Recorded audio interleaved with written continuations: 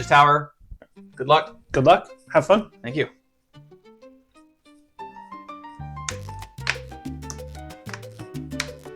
Get yourself acquainted with the horrors in front of you. Oh boy. I got Smokestack, Prophetic Prism, and Kezardrix.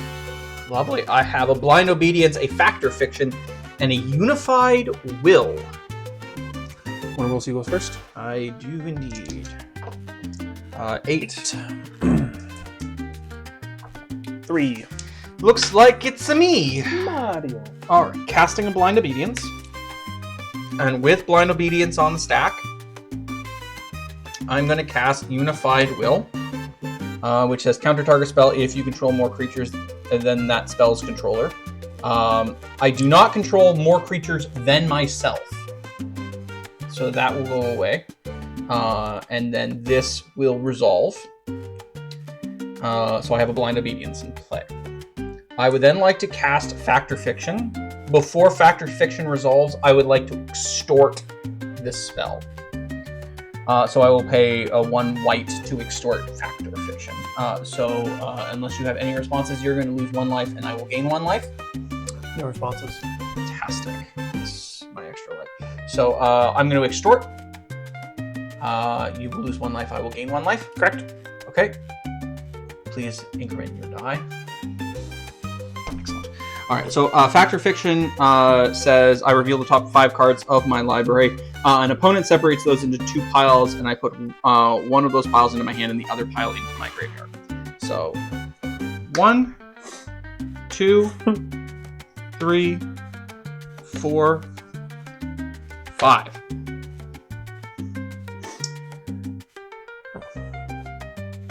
And thank you again to Jagged Cardboard for letting us test out their alpha release of their Judge's Tower Proxy deck.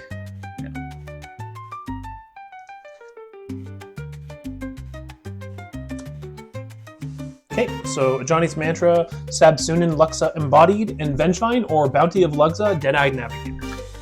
I'm going to take this into my hand because I will be not taking anything with Dead-Eye Navigator anywhere near it. Means I could have put 4 in 1 pile. It's true.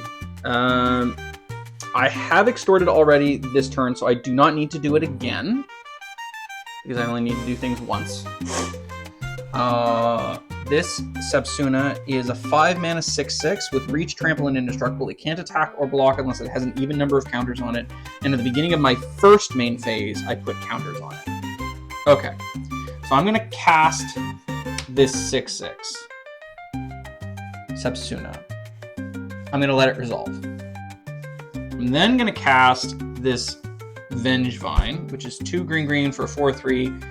Creature elemental with haste, and whenever I cast a spell, if it's the second creature spell I've cast this turn, I may return this card from my graveyard to the battlefield.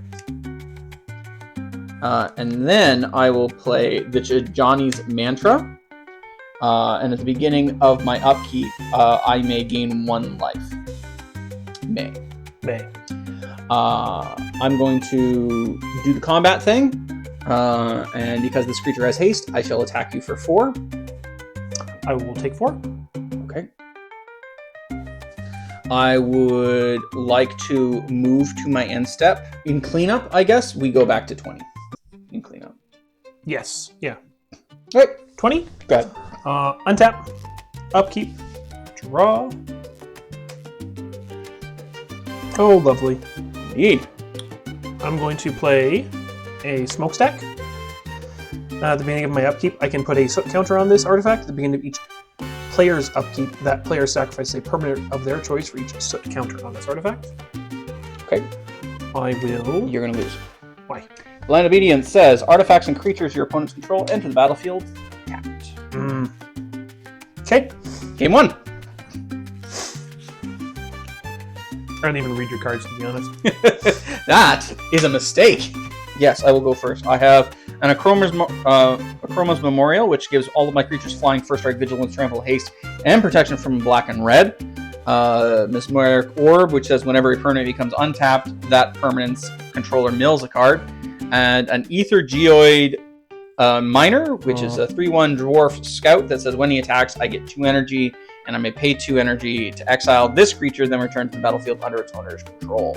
Katie. What do you have? I have a Death Grip, which is an enchantment that says pay 2 black to counter target green spell. A Gutter Grime, which is a 4 CMC. Whenever a non-token creature you control dies, put a slime counter on this enchantment. When this, then create a green ooze creature token with this token's power and toughness are equal to the number of slime counters on Gutter Grime. And I have Sightless Brawler, which is a 2 mana with Bestow. This creature can't attack alone. Enchanted creature gets +3/+2 and can't attack alone. Fantastic. All right, since we have declared that I am going first, I will cast this untap, upkeep, no draw, main phase 1. I would like to cast for 1 and a blue, 1 and a white. Sorry, this Ether Geoid Miner. So he enters the battlefield, and then I will pay 2 mana for this Mesmeric Orb, and then I will pay 7 mana for this Chroma's Memorial. And I believe I'm okay, and I will pass the turn. No! Yes, I said it. I lose. Yep. Because my creatures have haste. Cool. Round 2! Goodness, that was fast. Yeah, my hand wasn't so bad. My fingers released the chess piece. Oh no. Oh. It's bad. I'll go first because you went first last time. Yeah, please do. I will say, just for clarity, I have a Kolfiner's Plans. I have a Luzun Scholar General, which gives horsemanship, or it has horsemanship, and when it deals damage to an opponent, I draw a card. And Knowledge Pool.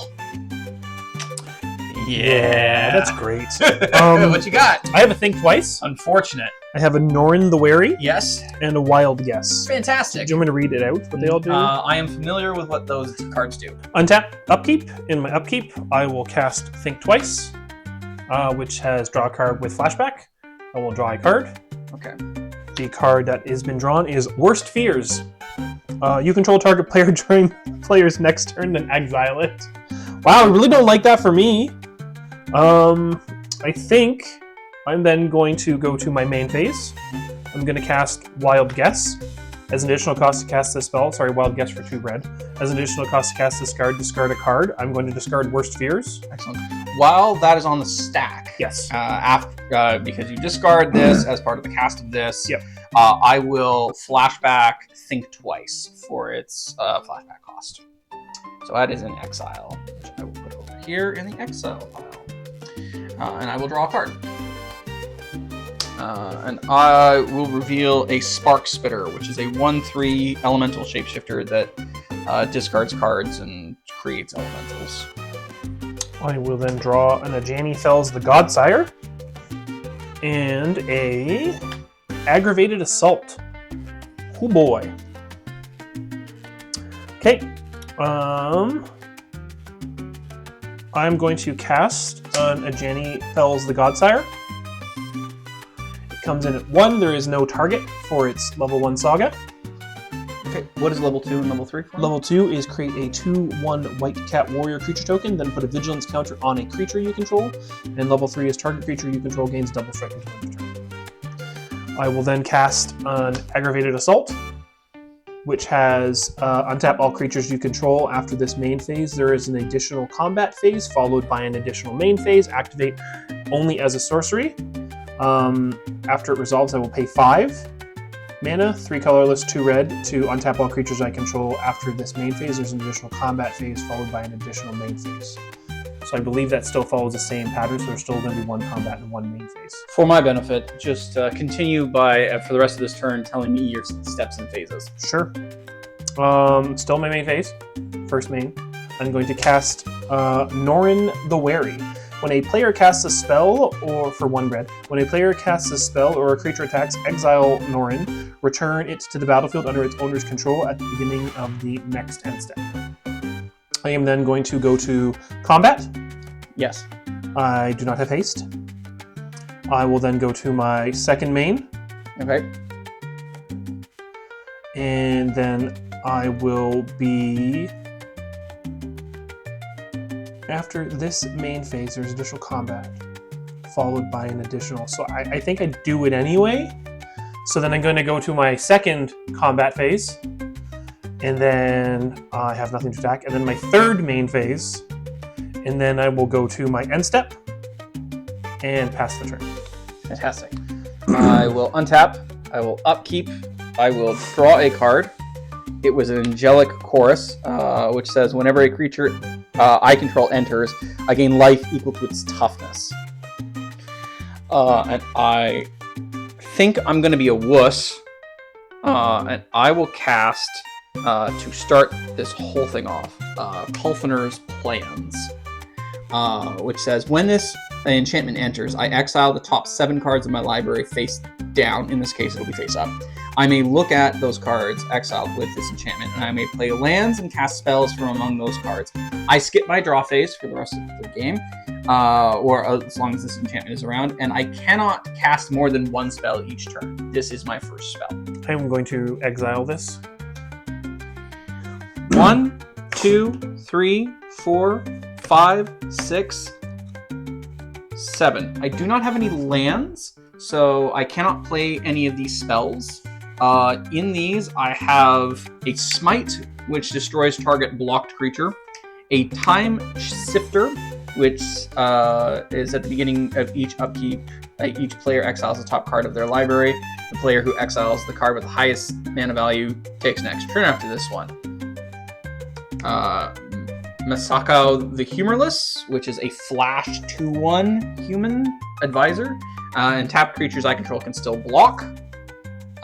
Dredge, which is sacrifice a creature or a land to draw a card at instant speed. Spell Weaver Volet, which is an enchantment that enchants an instant in the graveyard. There are currently no instants in the graveyard, thankfully. A Graft Digger's Cage, which says creature cards in graveyards and libraries can't enter the battlefield, and players can't cast spells from their graveyard or their library. And a Mana Vault.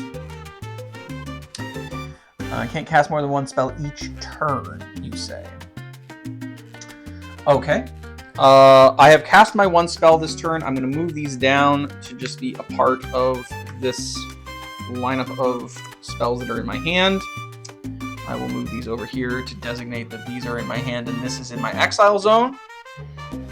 And I will pass the turn. At the beginning of your end step, Norin will return to the battlefield. Excellent. Untap. Upkeep. Before your draw, I have a response. Draw. I will cast Masako the Humorless for her flash, because she has flash. Because I can cast 1 spell each turn, but this is the spell on your turn. So draw? You lose. Why? Norin the Wary. Oh yeah, exile. I mean, you went out, so I don't know if I really count that. All those cards are totally fake. Fake value and inflation.